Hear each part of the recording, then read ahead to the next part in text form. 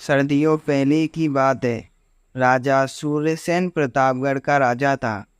राजा की एक इकलौती संतान उसकी पुत्री भानुमति थी।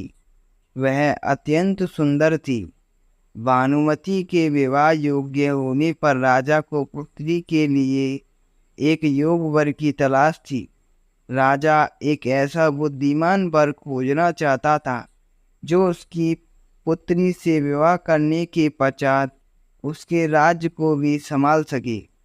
राजा ने ऐलान किया कि जो कोई भी राजकुमारी से विवाह करना चाहता है वह संसार की सबसे मूल्यवान वस्तु लेकर आए। अनेक राजकुमार कई मूल्यवान वस्तुएं लेकर राजा के समक्ष उपस्थित होते रहे थे, किंतु राजा ने सबको नकार दिया। राजा को यकीन था कि एक दिन कोई ना कोई योग्य युवक इस शर्त को जरूर पूरा करेगा। एक दिन उसी राज्य के राजा के एक गांव के किसान के पुत्र रघु को राजा के इस शर्त के बारे में पता लगा।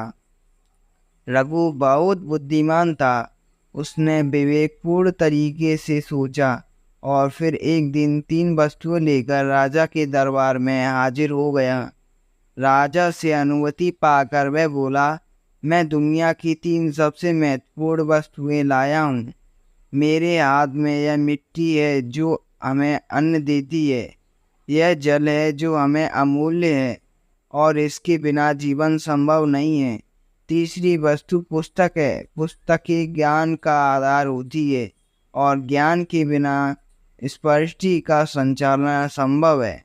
रघु की बुद्धिमत्ता से राजा प्रभावित हुआ और उसने भानुमति का विवाह उससे करके उसे राज्य का योग्य उत्तराधिकारी घोषित कर दिया।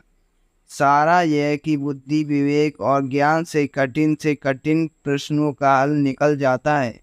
दोस्तों, आपको हमारी यह स्टोरी कैसी लगी हमें कमेंट करके ज़रूर बताएं और जाते आते हमारे चैनल को लाइक एंड सब्सक्राइब करें। धन्यवाद।